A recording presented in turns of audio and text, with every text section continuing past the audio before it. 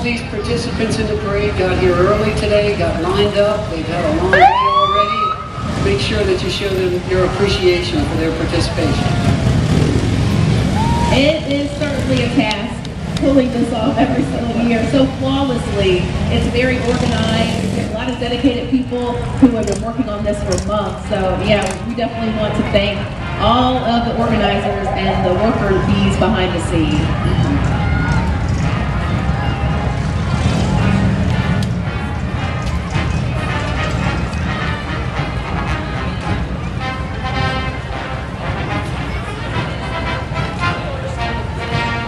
Folks, we want to introduce you to some of the people walking right in front of you this morning. The Veterans Day Parade banner is being held by 3 local Eagle Scouts. Tyler Metz from Troop 269, Starlet Road Christian Church. Also, Gavin Michael Krzyklaski from Troop 808 from Trinity Baptist Church. And then Terrell Jones from Crew 284 at Resurrection Episcopal Church. These are Eagle Scouts. Show them your appreciation. What an honor. Second in line today are 3 local Eagle Scouts. And then right behind, the Jacksonville University Naval ROTC carrying our American flag.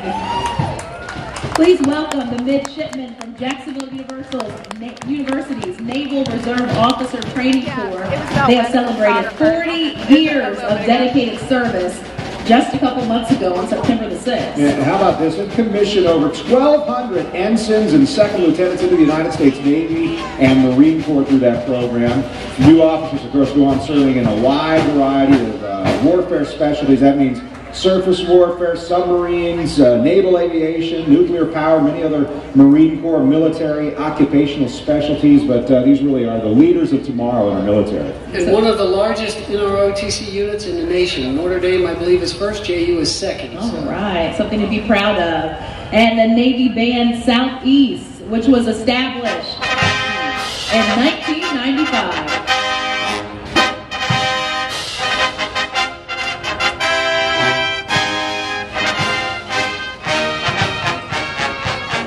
They are one of 13 official U.S. naval bands, proudly representing the commander, Navy Region Southeast. The band consists of 45 highly trained professional musicians dedicated to the highest level of musical instruments, and they sound fabulous.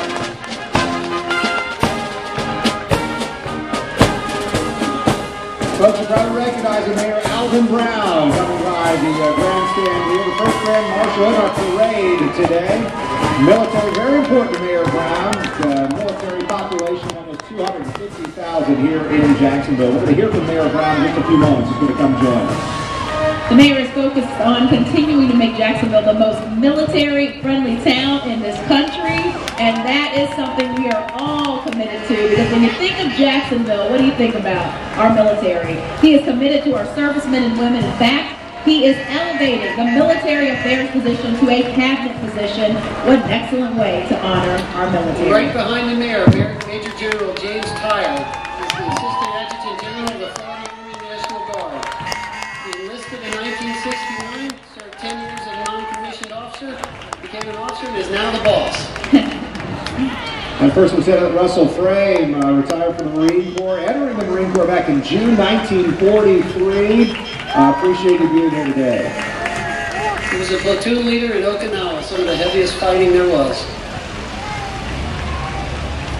And we'd like to recognize our Grand Marshal, who is joining us in the bands and the grandstands here. We have some very special VIPs. Lieutenant Commander Paul J. Forsythe. He's currently the oldest veteran in Jacksonville. Amen for him. At 102 years old, he is waving. He is a proud man. Served as a Navy chaplain. We just had Admiral Kidd go by. He's now the 4th Fleet Commander, followed by Admiral Scorby, who has returned to Jacksonville. He was the base CO at NAS Jax. He went to D.C. He's now back as the Southeast Commander boss, followed by Captain Cochran, the CO of Mayport.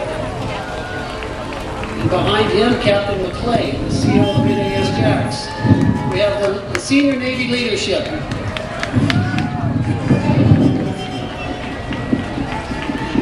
Some of our parade participants enjoying going right past us faster than we could say their name, but don't miss out, including, as we mentioned, Captain McClay and then Captain Douglas Cochran, the commanding officer from the Naval Station Mayport, is with us today, and Captain Andy Bloom, also here, recently completing a 3-year assignment as military assistant to the Secretary of Homeland Security. So back with us today for our parade. And now Colonel Weitzel, the operational commander of the 125th Fighter Wing out by JIA.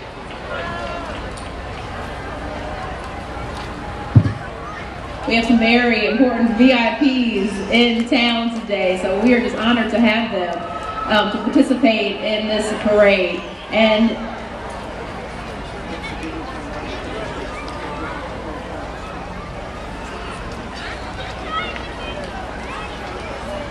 And that's Colonel Robert Weitzel, who is now making his way in front of the bandstand.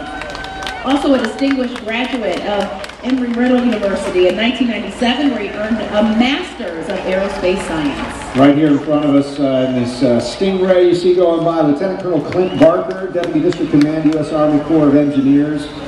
Yes, a graduate at West Point from the U.S. Military Academy, but his awards and decorations include 2 Bronze Stars, numerous merit and service awards. Thank you so much to all of you from the senior military staff who came by today.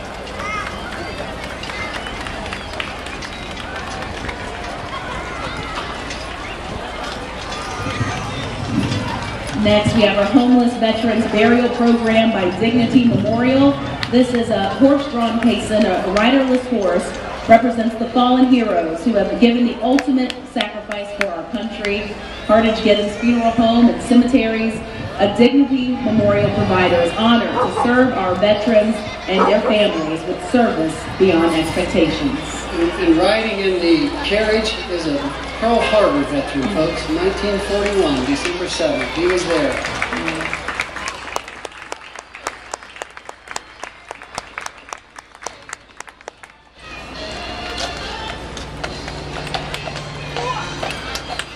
You also see escorting the riderless horse, Chief Petty Officer Todd Caldwell, Chief Petty Officer Caldwell in the Navy after high school back in 1983. Since then, completing numerous assignments and shipboard duties, and earned a number of awards, medals, and ribbons, and they're escorting the riderless horse. And behind them is the Florida Fallen Families. These are the families that gave their sons and daughters in the combat in Iraq and Afghanistan. Jacksonville families that have lost, have given all. Let's all recognize them.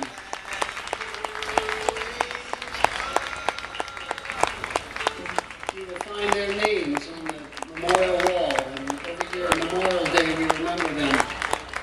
And coming up behind them, we have Tavares D. Seltzer Foundation. This foundation was founded by Mary Seltzer in honor of her son, Tavares D. Seltzer, who was killed in Iraq while diligently serving his country in Operation Iraqi Freedom. Yeah, and really this was established as a nonprofit organization providing community outreach programs and really helping underprivileged youth. So thank you for that.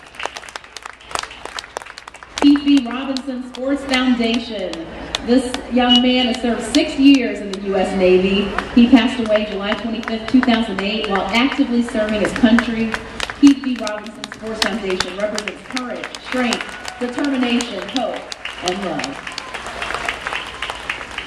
At Wounded Warrior Project, we talk about that all that serve give some, and some give all. And you just saw some of the families that have given all.